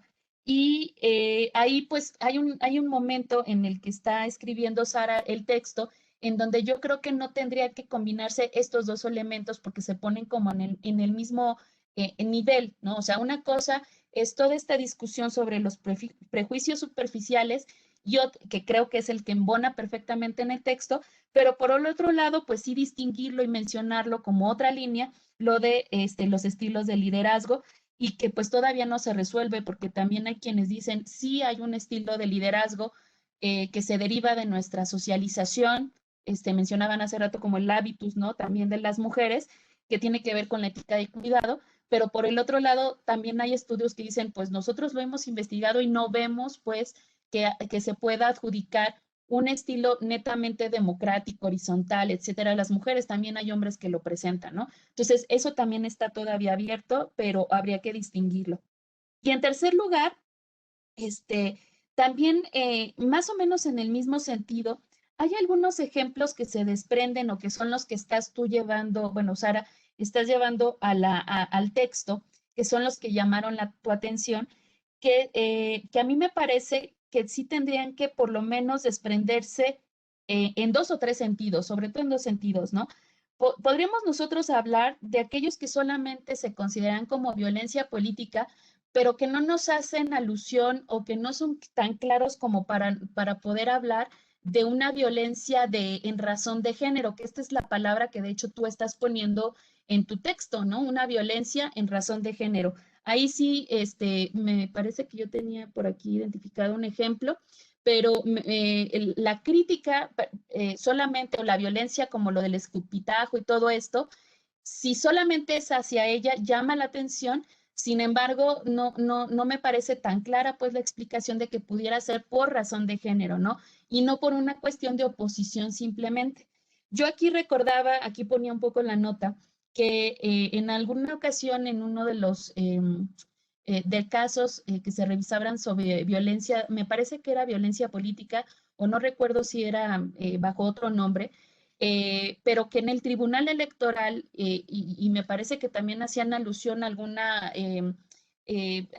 algo de la Suprema Corte de Justicia, ¿no? Que ya había resuelto, que decían, bueno, aquí vamos a ser tolerantes con la libertad de expresión, ¿no? Por ejemplo, cuando hablamos de los mensajes y todo esto, la libertad de expresión a veces tiene que tolerar ciertas expresiones que son muy fuertes, pero que se dan precisamente en el ámbito de lo público y de lo político. Sin embargo, si hay alguna referencia a la generalidad de las mujeres o que hable de los estereotipos, que es de lo que trata el texto, es otra cosa, ¿no? Entonces yo creo que ahí sí habría que tener mucho cuidado con no confundirla con violencia política como tal, pero sobre todo lo que más me interesaría, y esta sí, también es una sugerencia, a partir de estas aportaciones de Gabriel Bardal, que es a mí la que más me ha ayudado pues a poder distinguir cosas, es entre violencia así en razón de género, porque hay una adversión pues molestia de que las mujeres estén ocupando los cargos como mujeres, o otro tipo de violencia que es violencia contra las mujeres que se generiza. Es decir, eres mi opositora política y por eso te voy a atacar, porque eres mi opositora política, no porque seas mujer, pero como eres mujer, la violencia la voy a dirigir en esos términos. Te voy a llamar de esta manera, te voy a atacar de esta manera. ¿Por qué digo yo que Gabriel Bardal, que es la que propone esto, a mí me ha ayudado a establecer puentes teóricos? Porque de alguna manera, la primera violencia, es decir, la que se da en razón de género, que es porque eres mujer y porque tengo estos estereotipos, pues desgraciadamente yo la he visto más al interior de los partidos políticos, ¿sí? Al impedir el acceso, al no dar las candidaturas, todo esto, dentro de los partidos políticos, ¿no? Pero el otro tipo de violencia, no digo que no existan unas u otras, sino que mayoritariamente se presentan más así, o esa es mi impresión. El otro tipo de violencia, el que se generiza, es decir, se adapta al género, al sexo de mi opositor o opositora, ese es más pertinente con precisamente los actores externos, los agentes externos al partido político. Entonces, hay algunos ejemplos, estos sí ya los tengo marcados aquí, por ejemplo, a mí me llamó la atención cuando lo leí, que es por ejemplo, dice, fueron los alegatos sexistas proferidos en su contra que se escucharon durante los propios debates legislativos que llevaron a su destitución por juicio político en el año 2016, que está hablando de Dilma. Creo que lo mencionaste también ahorita, que decía, bueno, la queremos quitar, pero la queremos quitar por ser mujer, eso es como lo que todavía está en debate. Yo sé que mucha gente dice, sí, efectivamente es por eso, pero la manera en cómo ella se está refiriendo es la manera en cómo se expresan esos comentarios en contra mía, es como si estuvieran adaptándose a que yo soy mujer, ¿no? O sea, el hecho de que yo sea su opositora y sea mujer es porque me están diciendo estas cosas, ¿no? Pero por el otro lado, por ejemplo, lo que a mí sí no, o sea, como que no concorde mucho, fue cuando hablaste del caso de, ay, ya se me perdió por aquí, pero del caso del que le gritaban a Michelle Bachelet, ya me acordé, que era una asesina por la cuestión del aborto. Entonces yo ahí decía, eso es por razón de género, eso es generizado, como que no me sonaba mucho. Entonces yo ahí sí, mi recomendación pues o comentario, obviamente porque todavía esto está abierto en debate, sería como tratar de distinguir estas cosas, ¿no? Como algo muy diferente que se podría analizar en dimensiones diferentes. Y bueno, esas serían como generales. Y ya para no abusar del tiempo, pues yo tengo varias observaciones así en particular que te puedo enviar, pero tal vez en términos también muy rápidos, me gustaría pues también decir que me faltó un poco más la explicación metodológica, porque mencionas al principio que, que formaste una base de datos, pero hay un momento en que empiezas ya la descripción del texto mismo, perdón, de los casos mismos, y como que no hay más referencia a las dimensiones, aunque se pueden pues entender implícitas cuando lo estamos leyendo, pues me parece que sí tendría que mencionarse. Y por el otro lado, ahora que estaba escuchando tanto la otra presentación como esta, ahorita que hablabas tú, Sara, me parece que la cuestión de interseccionalidad también se puede aplicar aquí bastante. Vaya, estos 3 casos son de generaciones, vamos a ponerlo así, de 3 mujeres previas a las cuotas incluso, ¿no? O sea, tal vez hubo un impacto de las cuotas con ellas, pero los liderazgos vienen de antes, ¿no? O sea, vienen de ese pasado que tú ya nos explicaste. De hecho, todavía podríamos perfilarlas con estas características de vienen de familias que estaban inmersas en las políticas y todo, pero a ver, o sea, desde una mirada interseccional, pues son mujeres blancas, ¿no? O sea, no estamos hablando como si fuera una mujer negra en Brasil, ¿no? O sea, Dilma no entra en esa categoría. También me parece que no las podemos identificar como clase baja o clase obrera, aunque su partido esté relacionado con ello, ¿no? Entonces, ahí yo creo que también sería muy conveniente hacer un énfasis en el análisis interseccional, ahorita que yo lo estaba como escuchando. Por ejemplo, esto de la cuestión de las gordas, pues también es algo de lo interseccional. Perdón. Tenemos un minuto nada más. Sí, no, ya acabé. Nada más era esa mención. Gracias. Muchas gracias a usted. Pues ahora he recogido algunas de las preguntas del chat. Voy a hacer primeramente los comentarios. Son algunos comentarios que han hecho que no son tanto como preguntas y después haremos una primera ronda de 2 preguntas a la doctora Rocío y 2 preguntas a la doctora Sara y veremos cómo vamos de tiempo. Algunos comentarios que hacen a la ponencia de la doctora Rocío es pues que muchas gracias por tan interesante tema de Luisa Viridiana Sánchez. Claudia Pontón dice que hablar de los feminismos contemporáneos implicaría poder identificar, por ejemplo, las diferencias o equivalencias entre las diferentes formas de organización colectiva, por ejemplo, el movimiento de las mujeres organizadas de la Facultad de Filosofía y Letras, con respecto al grupo o colectivo de la Facultad de Ciencias Políticas y Sociales o de la de Psicología, por ejemplo. La primera pregunta es también de Claudia Pontón y dice, me parece central identificar la tensión entre rabia y amor. En este marco, ¿cómo o desde dónde superar la idea romántica del amor y verlo como un referente inherente a la condición humana?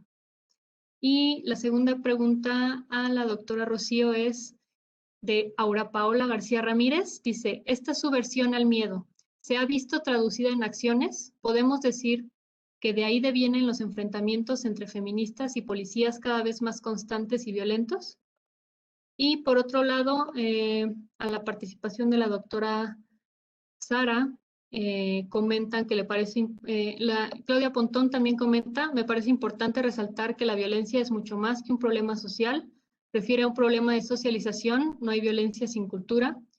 Un comentario de Luisa Viridiana Sánchez Cruz, me hace mucho ruido el apreciamiento de las críticas hacia las mujeres políticas y presidentas, como juzgar su carácter duro, poco dócil como Dilma, y el desafío para demostrar la inteligencia, la capacidad, el atrevimiento a las ofensas físicas y de índole sexual. Necesitamos muchas políticas desde la perspectiva de las mujeres. Muchas gracias, doctora Sara. Y le leo una de las preguntas de Claudia Pontón. Dice, desde la década de los 70, las perspectivas feministas han explicitado una fuerte crítica al concepto de ciudadanía como un término prototípicamente masculino. ¿Qué peso tienen estas críticas en la configuración identitaria de las mujeres en el poder? Y una segunda pregunta, que es de Sonia Pérez Huerta, dice, ¿cuál es su opinión respecto de la violencia política dirigida a las mujeres indígenas? Dado que tienen otras características, ¿qué observan en el panorama actual en este tema en México? Adelante. Quien quisiera comenzar. Gracias, Karen. Si quieres, comienzo, pero por favor, Tere, siéntete también libre de participar. Digamos que estas preguntas son para nosotras, no para mí nada más. Y bueno, a ver, no sé si entendí bien la primera pregunta sobre la rabia y el amor. Yo creo que, a ver, esta idea de la dualidad de la rabia como una indignación iracunda y un amor, no es un amor romántico, por supuesto, porque es un amor colectivo, es un amor a esas otras con las que estoy formando una red de cuidados, formando lazos afectivos fuertes, que Tere lo decía muy bien, incluso con quien más he hecho trabajo de campo, con esta colectiva que he mantenido anónima también por motivos de seguridad.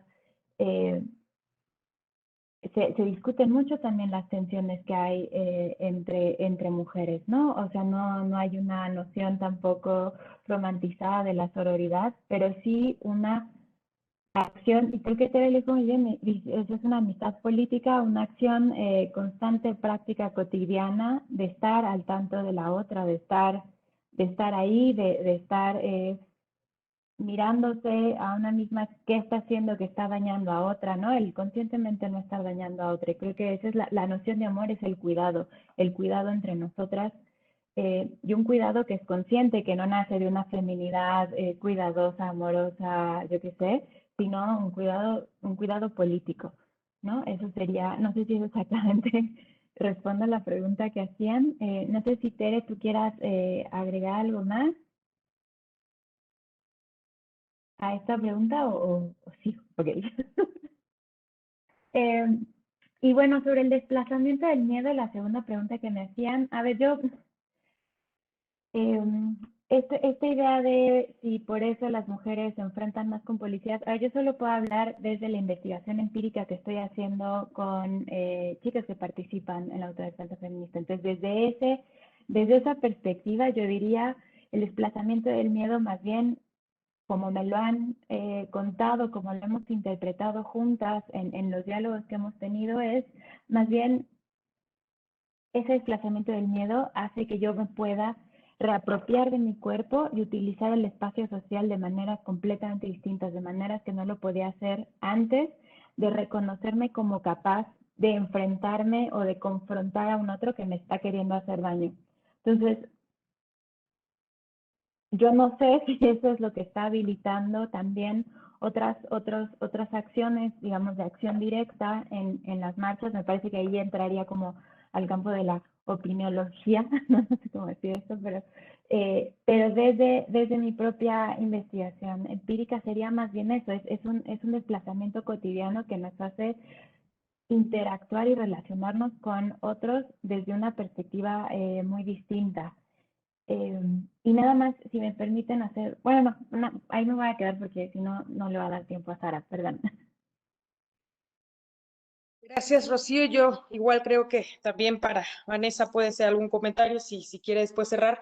Yo nada más brevemente, la primera pregunta, ¿qué peso tienen estas críticas? Creo que mucho el debate va hacia ese sentido que señalaba Vanessa, que bueno, muy agradecida por todo, estoy muy agradecida por todos tus comentarios, van en esa línea de qué mujeres estudiamos, qué tipo de representación, ellas, el contexto en el cual surgen es post cuotas, post desplaza, o sea, en este caso, pues sí, de alguna manera la representación de las mujeres a fuerza de medidas afirmativas, lo cual en este momento han pasado muchos años, más de 2 décadas, y no tenemos ninguna presidenta electa porque el caso de Yáñez es otro caso. Y en ese sentido yo creo que hay como otra línea, o sea, sería material para otro paper justamente donde se insertan estos liderazgos en esos estudios que se han hecho de filosofía política y ciencia política respecto a la construcción de ciudadanía universal, que no es universal, es masculina, es occidental. Y ahí relaciono con la segunda pregunta. Bueno, también incluir ahí la cuestión de interseccionalidad. En realidad el estudio comprendía también el caso de Marichuy, en el caso de México, y bueno, y también Margarita Zavala. O sea, estoy tratando como de incluir algunos otros casos más de candidatas, pero ya saben que un paper no alcanza, entonces de alguna manera pues sí quiero incluir esta segunda línea que yo creo que tiene esos matices para cerrar un poco la idea que preguntaban. Otros, pues sí, a veces es de carácter sexista, a veces es de carácter misógino y otras veces es de carácter racista, como vimos en el caso de Marichuy, y también clasista. Entonces ahí se cruza, yo creo que con la precandidatura Marichuy se cruzó todo estos tipos de opresión y en este caso, violencia hacia las mujeres en un contexto específico. No sé si yo creo que tiene que haber mucho más cuidado y capacitación con las elecciones que se vienen con respecto a esta mirada interseccional en la violencia que se puede presentar como ya se presentó en las elecciones pasadas. No sé si quieres agregar ahí algo, Vanessa, porque creo que las preguntas son más o menos para las dos. Sí, no, bueno, en esto que comentas me parece que sí es muy interesante, sobre todo, por ejemplo, el caso de Marichuy, pero el caso de Marichuy también se cruza con el tema de las candidaturas independientes y de la debilidad que tienen las candidaturas independientes de mujeres por la cuestión del capital político en cuanto a redes, ¿no? De movilización de gente, pero también económico, ¿no? O sea, las campañas y las candidaturas cuestan, ¿no? Entonces eso también se cruza por ahí, lo cual no pasó con Margarita Zavala, digo, o sea, ella pasó esos obstáculos. Pero sí, sin duda, bueno, ahí yo estoy de acuerdo contigo. Y ahorita más bien estaba yo viendo la pregunta de lo de Andrés Manuel y pensaba que en este caso, o sea, esta manera en cómo lo está poniendo de que vienen de fuerzas pues conservadoras de otros partidos políticos, pareciera como que es algo inverso a lo que estábamos acostumbradas, ¿no? O sea, que se hiciera este ataque por el hecho de ser mujeres y ahora es como, no te estoy atacando por el hecho de ser mujeres, te estoy atacando porque estás conviniendo con una fuerza que quiere ser opositora y que quiere desterrarnos del poder y todo esto, ¿no? Entonces, ¿cómo ahí hay algo como diferente, pero no es tan diferente porque en realidad siempre ha sido esta posición cuando en las transformaciones sociales se llega al poder, pues el hecho de decir, pero el tema de las mujeres va secundario. Primero, el ataque a la corrupción. Primero, los pobres. Primero, aunque las pobres también estén dentro, pero no. Primero los pobres, ¿no? Y las mujeres van aparte. Entonces, es como algo bien interesante. Ahí sí yo creo que hay una área de investigación muy prolífica para tratar de entender el discurso político de Andrés Manuel frente al movimiento feminista y sobre todo por venir de la izquierda, ¿no? Eso está bien interesante. Pues lastimoso, pero interesante. Gracias por sus respuestas. Tenemos poco tiempo, pero vamos a hacer la segunda ronda. A ver cómo la ven. Les leo primero los comentarios que han hecho. Bueno, más bien son preguntas muy cortas. Por ejemplo, Daniela Cortés pregunta a la doctora Rocío dónde puede encontrar el trabajo de esta investigación que nos presentó. Ivonne Acuña hace dos preguntas que ya más o menos estaba delineando la doctora Vanessa. Una es, ¿qué opina, doctora Rocío, sobre lo dicho en los medios y por el presidente López Obrador sobre las acciones violentas y las marchas mismas? Sobre que las acciones violentas y las marchas mismas no tienen que ver con las causas de las mujeres, sino que son producto de provocadoras, provocadores o fuerzas políticas conservadoras en contra de su gobierno. Y otra pregunta es, ¿tiene ella evidencia para afirmar que las manifestaciones de autodefensa provienen de las mismas mujeres y no de grupos de reventadoras, reventadores externos al movimiento feminista? A la doctora Serna y también, por supuesto, a Vanessa, la anterior también, por supuesto, a la doctora Teresa. ¿Qué peso tienen los estudios sobre los nacionalismos culturales que plantean la figura de las mujeres como guardianas de la moral y de las costumbres patriarcales? Esta es una pregunta de Claudia Pontón. Y Sonia Pérez Huerta pregunta a Vanessa, ¿consideras que en México las autoridades e instituciones en atención a la violencia se han quedado a nivel de discusión conceptual? No observo que haya práctica de sanción. Gracias. Y finalmente, creo que es una pregunta general a las cuatro doctoras. de Marta Leticia Pérez Martínez. ¿Cuáles creen que son las características propias de la cuarta ola feminista en México? Adelante. Pues si quieres, nada más por orden, empiezo yo. La primera pregunta sobre dónde se pueden encontrar esta investigación. Todavía no está publicada, en realidad. Me parece que esta y también la que acaba de presentar Sara, sí, ¿verdad? Van a ser parte de un libro editado por el Colmex que ojalá salga este año sobre el desarrollo de los estudios de género y feministas en el colegio, pues sí, desde su inicio. Entonces, bueno, cuando esté lo haremos público con mucho gusto. Nada más para responder la última pregunta y darle, si no, la palabra a Tere por si quiere como cerrar con alguna opinión, algo que nos quiera decir sobre el tema es que me importa mucho, ¿no? El tema de la cuarta ola. Que no estoy tan de acuerdo en esta idea de la cuarta ola o no estoy completamente convencida. La mayor parte de la discusión sobre la cuarta ola se ha dado sobre todo, al menos en español, en España, y tiene mucho que ver con esta noción de la masividad y de la digitalidad, y que para mí, a ver, de por sí, la idea de las olas se está siendo repensada, se está pensando si es un paradigma que nos ayuda a comprender realmente el desarrollo histórico del feminismo, pero además cada ola ha tenido un cambio importante, o ese es mi parecer, de pensamiento y de principios teóricos muy importantes. Y acá yo no lo veo aún, esa es mi perspectiva. Yo todavía no lo encuentro y no es por decir no sé, no es por echarme flores a mí ni mucho menos, pero al menos en todo caso donde yo lo veo es en estos desplazamientos que acabo de presentar y que por eso me parecen interesantes. Al menos veo un pequeño inicio, pero no necesariamente suscribo, digamos, a la idea muy clara de que se está gestando una segunda, o que ya se gestó una segunda ola del feminismo, una cuarta ola del feminismo, perdón, se me va un poco el avión. Pues sí, eso. No sé si Tere quisieras, es que no quiero como hacerme de toda la palabra. Sí, yo esta vez sí quisiera participar para intentar como darle vueltas a varias de las preguntas que se nos hacen. Hay que tener muy en claro que la violencia es un monopolio del Estado, ¿no? Entonces, cuando hay una amenaza a esos monopolios, pues el Estado responde. Y cuando salimos a las marchas y cuando se nos dice justamente esto, hay evidencia de que son las feministas. Sí, somos las feministas. ¿Cuál es la evidencia? La experiencia. La experiencia es categoría reina, para ponerlo en este sentido. Entonces, hay que tener siempre muy en cuenta que toda estrategia de lucha y de transformación tiene sus pros o tiene sus más y sus menos, ¿no? Toda estrategia tiene su parte, en cierto sentido, negativa.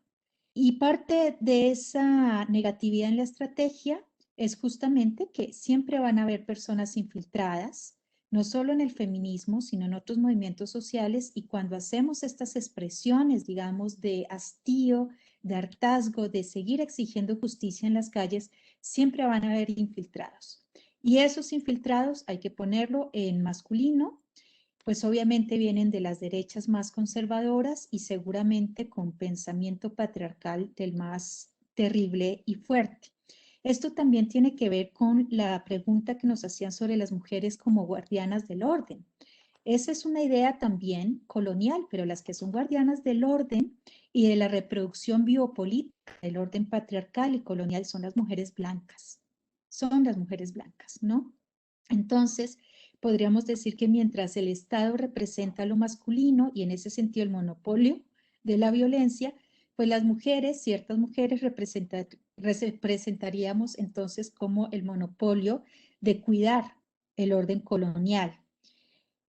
Y esto tiene que ver justamente con cómo pensamos una cuarta ola. Yo en particular me posiciono en el feminismo descolonial y decimos, estos son feminismos que no tienen olas. ¿Por qué? Porque es una historiografía que nos viene de ejercicios hegemónicos de producción de conocimiento y de relaciones hegemónicas de poder.